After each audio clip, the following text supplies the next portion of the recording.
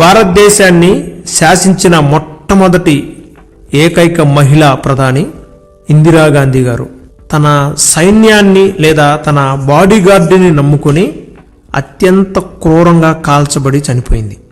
Body బిల్డర్లోనే ఓ మంచి పేరు తెచ్చుకున్న వ్యక్తి రోనీ కోల్మాన్. వరుసగా ఒలింపియాలో మిస్టర్ ఒలింపియా అని 8 టైటిల్స్ పొందుకున్నాడు.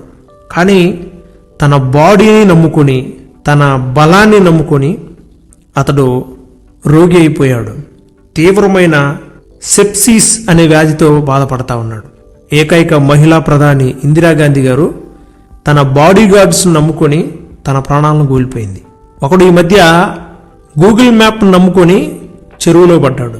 మరొకడు తన జ్ఞానాన్ని నమ్ముకొని పిచ్చోడైపోయాడు. ఇంకొకడైతే తన కులాన్ని నమ్ముకొని పూర్తిగా మునిగిపోయాడు. ఒకడు తన ప్రేయసిని నమ్మి పిచ్చోడైపోయాడు. ఇలా మనుషులను నమ్మి, అధికారులను నమ్మి, తన శక్తిని నమ్మి, తన బలాన్ని నమ్మి, తన జ్ఞానాన్ని నమ్ముకొని చాలామంది ఈ లోకంలో భ్రష్టులైపోయారు. నెబుకద్నెజర్ అయితే ఇదంతా నా బలం వల్ల కలిగింది అని గర్వించి గడ్డి తిన్నాడు. జ్ఞానాన్ని నమ్ముకొని సొలొమోను గారు అజ్ఞానిగా మారిపోయాడు. చివరికి సంసోను తన బలాన్ని నమ్ముకొని శత్రువుల చేతికి చిక్కాడు. అంటే ఈ లోకంలో మనుషులు తమ బలాన్ని, తన జ్ఞానాన్ని, తమ సైన్యాన్ని, తమ యొక్క కులాన్ని నమ్ముకొని నాశనమైపోతున్నారు. వారికి క్షేమమే లేదు. కానీ భక్తుడైన దావీదు ఏమంటాడంటే 16వ కీర్తన 1-2 చరణాల్లో, దేవా నీ శరణజొచ్చి ఉన్నాను, నన్ను కాపాడుము, నీవే ప్రభుడవు, నీకంటే నాకు క్షేమాధారం ఏదీ లేదని యెహోవాతో నేను మనవి చేయుదును అని అన్నాడు. దావీదు గారికి అసలు క్షేమం లేదు. లేచిన దగ్గర నుంచి పండుకునే వరకు ఏదో ఒక సమస్య. అయినా దావీదు ఏమంటాడంటే నీవే నాకు క్షేమాధారమై ఉన్నావు అని అన్నాడు. తన అన్నలను నమ్మి యోసేపు అమ్మివేయబడ్డాడు. అధికారులను నమ్మి ఇంకొకడు తన పదవిని కోల్పోయాడు. ఇలా మనుషులని, రాజులను, అధికారులను లేదా గూగుల్ మ్యాప్ని లేదా తన జ్ఞానాన్ని, బలాన్ని, కులాన్ని నమ్ముకుంటే ఏదో ఒక రోజు వారు నెట్ట నిలువున ముంచేస్తారు. దావీదుకి ఏం తక్కువ చెప్పండి? దావీదు చుట్టూ సర్వసైన్యం ఉంది. దావీదుకి బాడీగార్డ్స్ ఉన్నారు. దావీదుకి కొడుకులున్నారు. దావీదుకి మంచి ఆలోచనలు చెప్పే మంత్రులు ఉన్నారు. సర్వసైన్యం తన చుట్టూ ఉన్నా తనకు క్షేమం లేదు. ఎందుకు క్షేమం లేదంటే ఆలోచన చెప్పే అహీతోపేలు ఒక గొప్ప మంత్రి, అయినా గాని బహు కుట్రదారుడు. ఎప్పుడు దావీదును చంపుదామా అని ఎదురు చూస్తున్న మంత్రి. పోనీ సైన్యాన్ని నడిపించే అధికారి యోవాబు, సైన్యాధికారి, పైగా రక్త సంబంధి మేనల్లుడు. క్షేమం లేదు. అతని మనను కూడా క్షేమం లేదు. చెప్పింది చేయడో, చెప్పింది కాకుండా తన ఇష్టానుసారంగా చేస్తాడు. సరే కొడుకులు నమ్ముకుందాము, పోనీ కొడుకులు ఉన్నారు కదా, రక్తం పంచుకొని పుట్టిన కొడుకులు కదా అని కొడుకులు నమ్ముకుంటే అబ్షాలోము దావీదును చంపటానికి పరుగులు తీశాడు. ఏం చెప్పాలి? తండ్రిని అరణ్యంలోనికి తరిమిన భ్రష్టుడు. అంటే తనకు ఆలోచన చెప్పే మంత్రి వలన క్షేమం లేదు, తన సైన్యాధికారి వలన క్షేమం లేదు, తన రక్తం పంచుకొని పుట్టిన కొడుకండి అబ్షాలోము. అబ్షాలోము వలన కూడా క్షేమం లేదు. ఈ లోకంలో కొడుకు చివరి చూపు చూసి తనని క్షేమంగా పంపిస్తాడు అనుకుంటారు కదా, అసలు అలాంటి ఓ ఆదరణ కూడా లేదు అబ్షాలోము వలన దావీదుకి. దావీదు పేరుకు రాసేయాడు కానీ చుట్టూ ఉచ్చులే. ఎటుపోదామన్నా భయం, ఏ వైపు నుంచి ఈట వచ్చి దిగిద్దో తెలియదు. అలాంటి ఓ భయంకరమైన పరిస్థితి. అయితే దావీదు తనకు ఆలోచన చెప్పే మంత్రిని నమ్ముకోలేదు, తన సైన్యాన్ని నడిపించే యోవాబును నమ్ముకోలేదు, తన రక్తం పంచుకొని పుట్టిన కొడుకు అబ్షాలోమును కూడా నమ్ముకోలేదు. దావీదు నమ్మింది ఎవరినంటే తన దేవుణ్ణి నమ్మాడు. అందుకే అన్నాడు, ప్రభువా నీవుంటే నాకు క్షేమం, నీవుంటే నాకు ఆరోగ్యం, నీవుంటే నాకు బలం. తన చుట్టూ ఇశ్రాయేలు సైన్యం ఉంది, బాడీగార్డ్స్ ఉన్నారు. అయితే దావీదు వారి మీద ఆధారపడలేదు. సైన్యములకు అధిపతి అయిన యెహోవా మీద ఆధారపడ్డాడు. ఒకడు ఈ మధ్య డ్రైవర్ నమ్ముకున్నాడు. వాడు తీసుకెళ్లి గోతిలో పడేశాడు. డ్రైవర్నో, లోకో పైలట్నో లేదా పైలట్నో నమ్ముకోవటం వల్ల ప్రయోజనం లేదు. వారిని నమ్మి మనం ప్రయాణం తలపెడితే ఏదో ఒక రోజు వారు గోతిలో పడేస్తారు. గూగుల్ మ్యాప్ను నమ్ముకొని కనుక మనం ప్రయాణం చేస్తే ఏదో ఒక రోజు అది తీసుకెళ్ళి గోతిలో పడేస్తుంది లేదా చెరువులో పడేస్తుంది. అయితే దేవుణ్ణి నమ్ముకుంటే నీ ప్రయాణం మొదలుపెట్టిన నాటి నుండి మళ్ళీ నీ గమ్యం చేరుకునే వరకు కూడా ఆయన నీకు క్షేమాన్ని ఇస్తాడు. అంత మాత్రమే కాదు, నీవు చేరవలసిన రేవుకు నిన్ను చేరుస్తాడు. టెక్నాలజీ అని మనందరం కూడా ఆండ్రాయిడ్ ఫోన్ వాడుతున్నాం, కొందరు ఐఫోన్ వాడుతున్నారు. అయినా కానీ క్షేమం లేదు. ఏ వైపు నుండి వస్తాడో తెలియదు హ్యాకరు. ఒక చిన్నగా లింక్ పంపిస్తాడు, కొల్లగొట్టేస్తాడు మొత్తం. ప్రియమైన సహోదరి సహోదరుడా, దావీదు నమ్ముకున్న దేవుడు క్షేమాధారమైన దేవుడు. ఈరోజు మనం కూడా దేనిని నమ్మొద్దు, మనకు క్షేమాధారమైన దేవుణ్ణి నమ్మాలి. మన ప్రయాణాల్లో మనకు క్షేమాన్ని ఇచ్చే దేవుడు, మన నివాసాల్లో మనం సుఖంగా ఉండటకు మనకు క్షేమాన్ని ఇచ్చే దేవుడు, మన ఉద్యోగాల్లో మనం స్థిరంగా ఉండటకు మనకు క్షేమాన్ని ఇచ్చే దేవుడు, మన ఆరోగ్యం స్థిరంగా ఉండటకు మనకు క్షేమాన్ని ఇచ్చే దేవుడు, ముసలితనంలో కూడా మనం ఇంకా చిగురు పెట్టు ఉండే శక్తివంతులుగా ఉండటకు మనకు క్షేమాన్ని ఇచ్చే దేవుని మీద మనం ఆధారపడాలి. దావీదు మంచి మంచి ఆలోచనలు చెప్పి అహీతోపేలు మీద ఆధారపడలేదు, సర్వ సైన్యాన్ని నడిపించే యోవాబు మీద ఆధారపడలేదు, తన రక్తం పంచుకున్న కొడుకు అబ్షాలోం మీద ఆధారపడలేదు, చివరికి తన సైన్యాన్ని తన బాడీ గార్డ్స్ మీద కూడా ఆధారపడలేదు. దావీదు తనకు క్షేమాధారమైన దేవుని మీద ఆధారపడ్డాడు. దావీదు ఏమంటాడంటే 3వ కీర్తన 5-6 చరణాల్లో, యెహోవా నీవు నాకు ఆధారము, కావున నేను పండుకొని నిద్రపోయి మేలుకొందును. బా, ఎంత చక్కని మాట చూడండి. దేవుని ఆధారం చేసుకుంటే క్షేమంగా పని చేసుకుంటావు, క్షేమంగా వచ్చి పండుకుంటావు, క్షేమంగా నిద్రపోతావు, క్షేమంగా మేలుకుంటావు. ఇంకా ఏమంటాడంటే 6వ చరణంలో, 10,000 మంది దండెత్తి నా మీదికి వచ్చినా మోహరించినా నేను భయపడను. ఎందుకు భయపడవు దావీదు? ఎందుకు భయపడినంటే నాకు క్షేమాధారమై ఉన్న దేవుడు నాతో ఉన్నాడు, ఆయన నా చుట్టూ కంచె వేసి ఉన్నాడు. ఇంక నేను ఎందుకు భయపడాలి? చాలామంది ప్రార్థన చేస్తారు కదా, ప్రభువా మేము ఇప్పుడు నిద్రపోతున్నాము, నీ బంగారు దూతలను మా చుట్టూ కంచె వేయించయ్యా, కావలిగా ఉంచు ప్రభువా అని ప్రార్థన చేస్తాం కదా. నిజమే, ఆయన తన దూతలను మనకి చుట్టూ కావలి ఉంచుతాడు. భక్తుడేమన్నాడు? 1వ కీర్తన 10, 11 మరియు 12 చరణాల్లో ఉంటుంది, నీకు అపాయమేమీ రాదు, ఏ తెగులును నీ గుడారమును సమీపించదు, నీ మార్గములన్నిటిలో నిన్ను కాపాడుటకు ఆయన నిన్ను గూర్చి తన దూతలను ఆజ్ఞాపించును, నీ పాదములకు రాయి తగులకుండా వారు నిన్ను తమ చేతుల మీద ఎత్తి పట్టుకుందురు. ఎంత గొప్ప దేవుడు కదా. ఆయన మీద గనక మనం ఆధారపడితే నీ పాదాలకు రాయి కూడా తగలదండి. ఓ దైవజనుడు అన్య ప్రజల మధ్య సేవ చేయటం కోసం వెళ్ళాడు. వారి మధ్యనే ఒక ఇల్లు తీసుకుని నివాసం ఉంటా ఉన్నాడు. అయితే ఆయన చేస్తున్న ప్రార్థనలో, ఆయన చేస్తున్న ఆరాధనలో వీటన్నిటిని చూసినప్పుడట ఆ అన్య ప్రజల మధ్య ఉన్న వారి దేవత సహించలేకపోయిందట. ఒక ఆమెను పూనుకొని, నాకు ఒళ్ళు మండుతుంది, ఆ పాస్టర్ ఈ కాలనీలో ఉండటానికి వీల్లేదు, అతనిని ఈ కాలనీ నుంచి తరిమేయండి అని చెప్పేసి పూనకం వచ్చి అరుస్తా ఉందంట.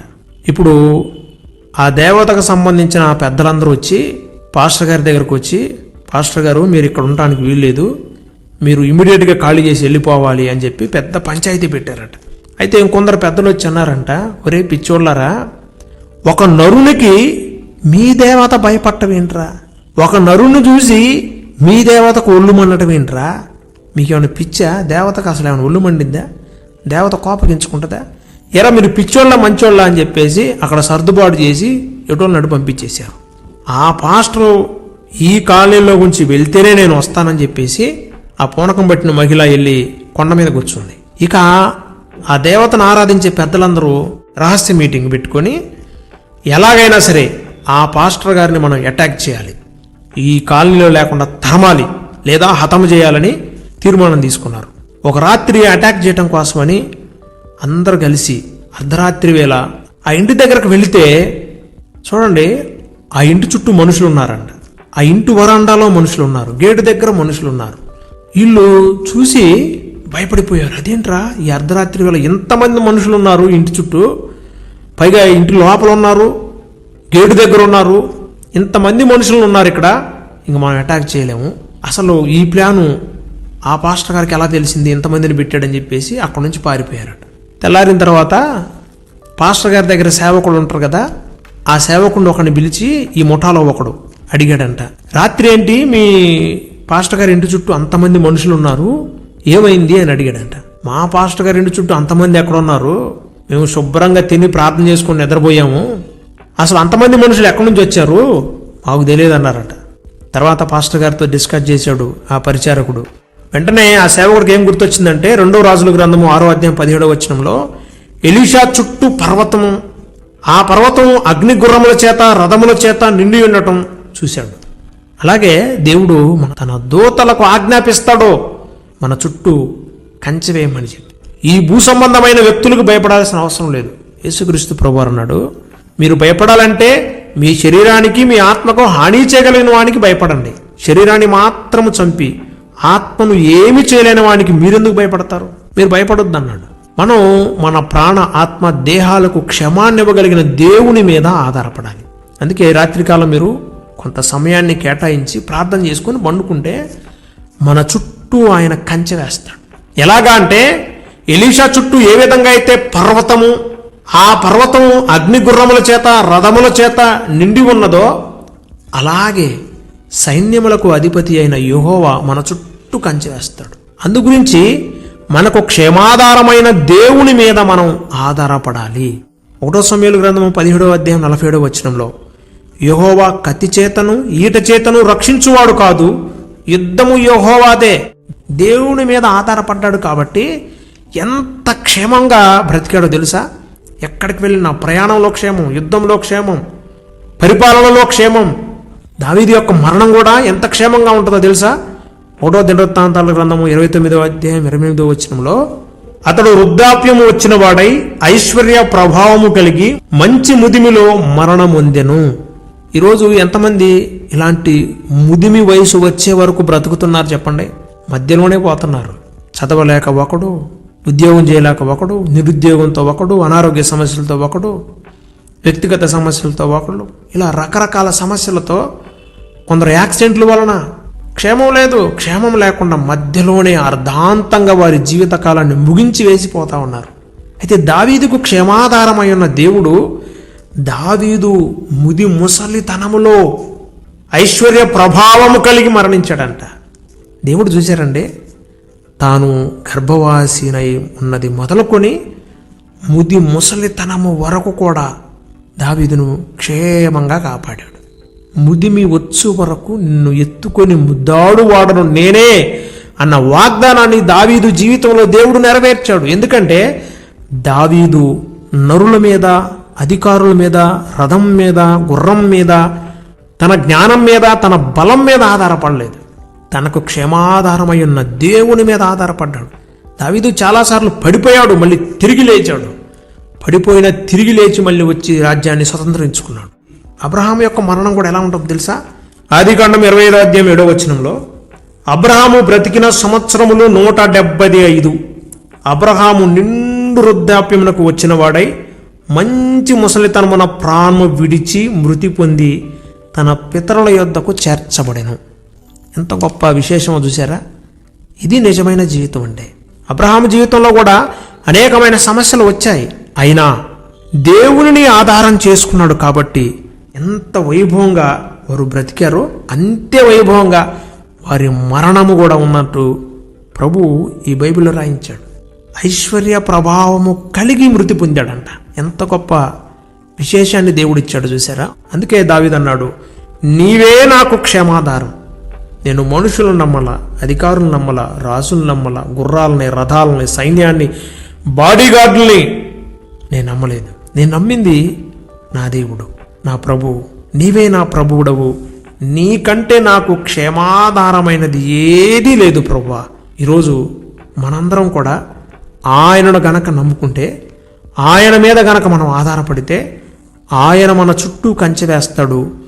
మనం బ్రతుకు కాలమంతా మనకు క్షేమాన్ని ఇస్తాడు. చివరికి మన మరణాన్ని కూడా ఐశ్వర్య ప్రభావంతో ముగిస్తాడు. అట్టి కృపాభాగ్యం దేవుడు మనందరికీ దయచేయునుగాక. ఈరోజు నాకు కూడా అటువంటి క్షేమం కావాలి.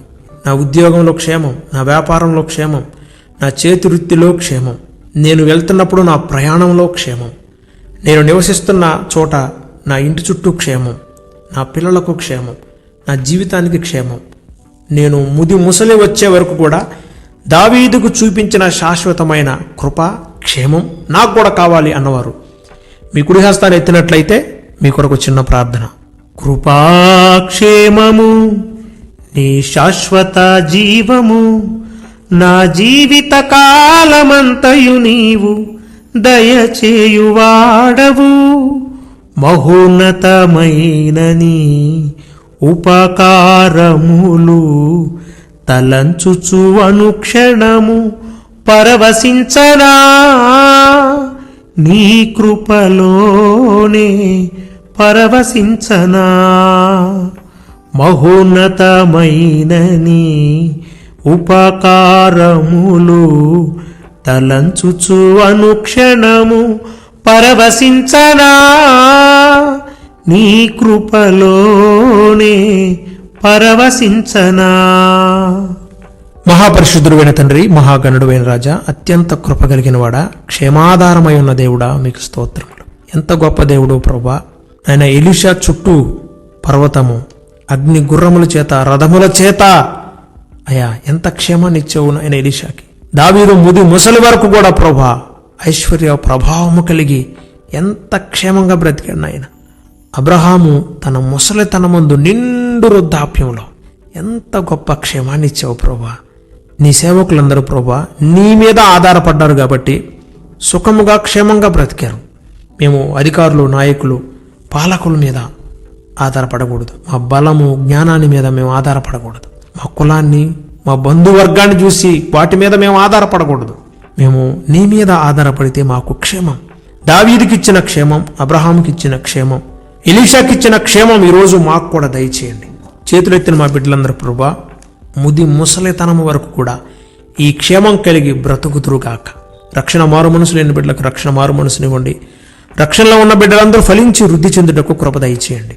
పరిశుద్ధమైన తండ్రి, అప్పుల సమస్యలు, ఆర్థిక సమస్యలు, కుటుంబ సమస్యలు, వ్యక్తిగత సమస్యలు, కోర్టు సమస్యలతో సతమతమవుతూ క్షేమం లేక, సుఖం లేక, నెమ్మది లేక ఉన్న బిడ్డలకి యేసు నామమున ఈ రోజే విడుదల ప్రకటించండి.